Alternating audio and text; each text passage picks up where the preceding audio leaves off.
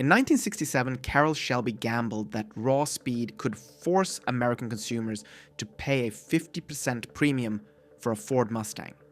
His team took a standard GT500 chassis and dropped in a 427 cubic inch GT40 Mark II racing engine, the same power plant that had just won Le Mans. They ran the car, dubbed the Super Snake, at a sustained average of 142 miles per hour for 500 miles.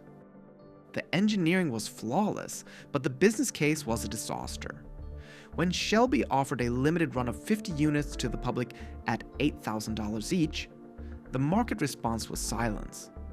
Buyers determined that an $8,000 Ford was mathematically unjustifiable when it cost more than a 427 Cobra. Ford canceled the project immediately due to the price tag. Only the single initial prototype was ever built. 52 years later, in 2019, that same rejected prototype crossed the block at a Mecum auction. The gavel fell at $2.2 million. This singular transaction cemented the 1967 Shelby GT500 as the ultimate blue-chip automotive asset. But if you look past the auction highlights and open the financial ledger, a different story emerges. Did the 1967 Shelby GT500 actually beat the stock market after 5 decades of carrying costs? Or is the investment asset story just a beautiful way to lose money? Welcome to Bear Block Chronicles, where we expose the mechanics behind the money. This is a story about how mythology manufactures price and how carrying costs quietly destroys returns.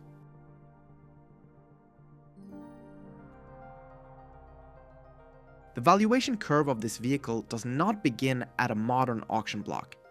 It begins with a corporate logistics decision made in 1967. Prior to this, Shelby operations were housed in Venice, California, producing raw track-focused instruments, but in 1967, Ford Motor Company intervened to scale production. They shifted assembly to the A.O. Smith facility in Ionia, Michigan.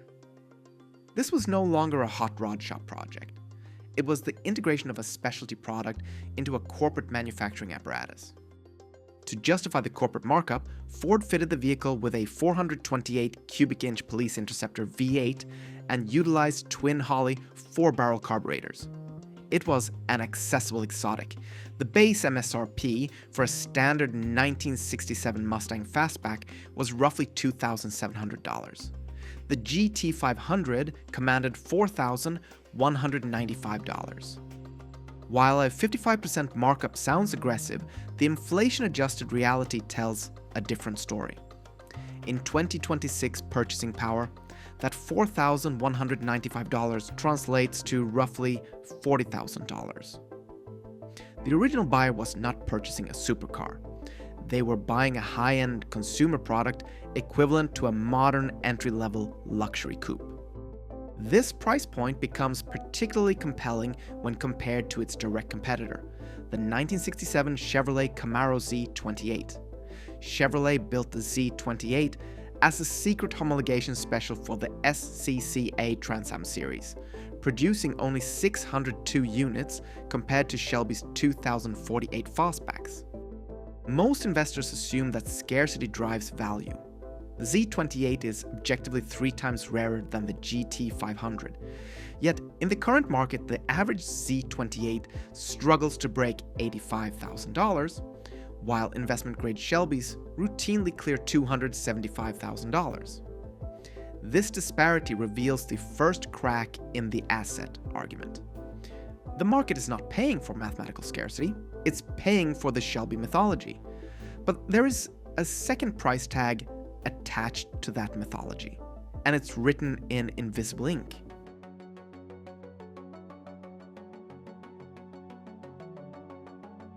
The mainstream automotive narrative frames the GT500 as a financial fortress that outperformed the S&P 500 over the last 59 years. This comparison is usually incomplete because it ignores the costs that compound against you. The S&P 500 historically generates an annualized total return near 10.5%, assuming zero taxes on reinvested dividends. If an investor had placed that original $4,195 into a tax-advantaged index fund in January 1967, the portfolio would be worth over $1.5 million today. The record sale for a standard production GT500 hovers near $700,000, with average condition models trading closer to $154,000. The disparity widens when you factor in the negative equity of storage. An S&P 500 portfolio requires 0 square feet of real estate. A 1967 GT500 requires a climate-controlled environment to survive. The 1967 model utilized specialized fiberglass for the hood, ducktail spoiler, nose panel, and side scoops.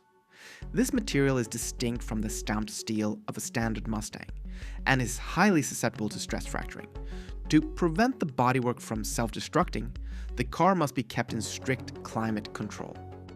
In major metropolitan zones, premium climate-controlled vehicle storage easily exceeds $800 per month.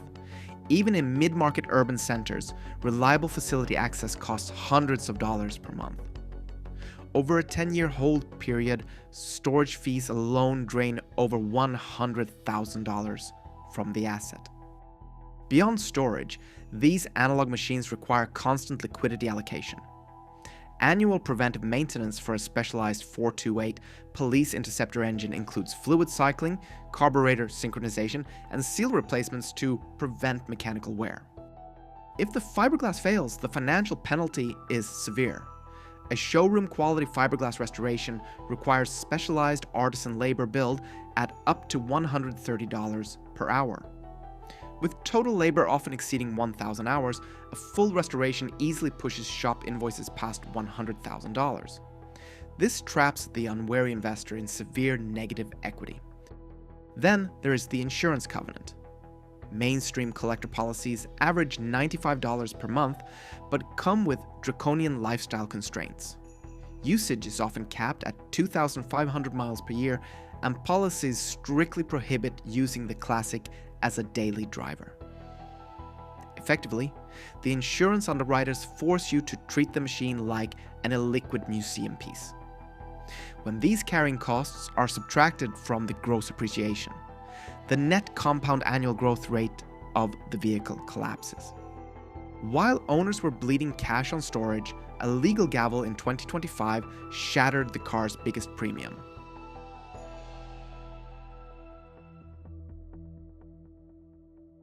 For 2 decades, the market value of the 1967 GT500 was artificially buoyed by the Eleanor phenomenon from the film Gone in 60 Seconds.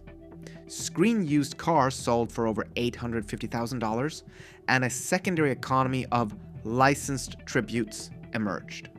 Buyers paid premiums of $25,000 or more to build officially sanctioned replicas.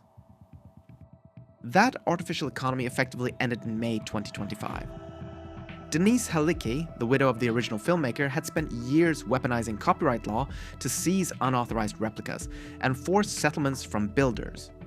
She claimed the Eleanor car was a copyrightable character, distinct from the underlying Ford Mustang. This legal firewall created artificial scarcity for official builds. However, the Ninth Circuit Court of Appeals rejected this claim in a landmark ruling. Applying the Towel test, originally used to determine the copyright status of the Batmobile, the Ninth Circuit ruled that the car possessed no conceptual qualities, autonomy, or consistent traits across the franchise. It was merely a prop. The Supreme Court officially denied the Halicki petition for certiorari in November 2025. This ruling legalized clones, instantly erasing the official licensing premium. The market now faces a supply flood of unregulated replicas. This destroys the equity of anyone who paid 6 figures for a licensed tribute. While the movie character copyright is dead, independent builders still cannot legally place Shelby badges or specific GT500 trade dress on a clone without risking trademark infringement. This creates a valuation cliff for investors. A standard 1967 Mustang fastback can be visually converted into a GT500 replica using aftermarket parts. Without the legal copyright barrier, the only thing separating a $250,000 asset from a $60,000 rest mod is the paperwork. Authentication has become the primary driver of value. The Shelby American Automobile Club, SAAC, maintains the definitive registry. A vehicle lacking SAAC verification suffers catastrophic value penalties. Physical validation relies on hidden factory markings. Authentic Ford VINs are double stamped into the sheet metal of the driver's side apron, often requiring partial disassembly to verify.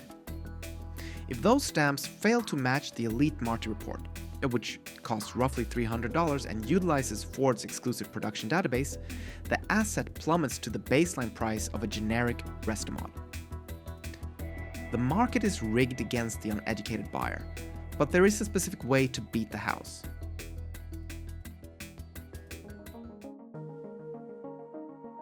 If you are determined to enter this market despite the carrying costs and the legal volatility, you must operate with the scrutiny of a forensic accountant. First, demand the Elite Marti Report. This document provides the reproduced window sticker and exact production dates. It effectively grants one private entity a monopoly on definitive classic Ford authentication data.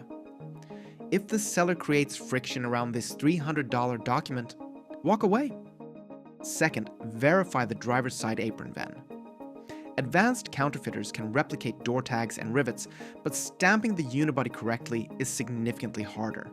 This requires partial disassembly, which honest sellers will allow. Third, understand your exit strategy. Liquidating a $500,000 car incurs massive transaction friction. Between seller commissions and buyer premiums, auction houses tax both sides of the trade. This means the asset must appreciate nearly 25% just to break even on the sale. You are not day trading a stock.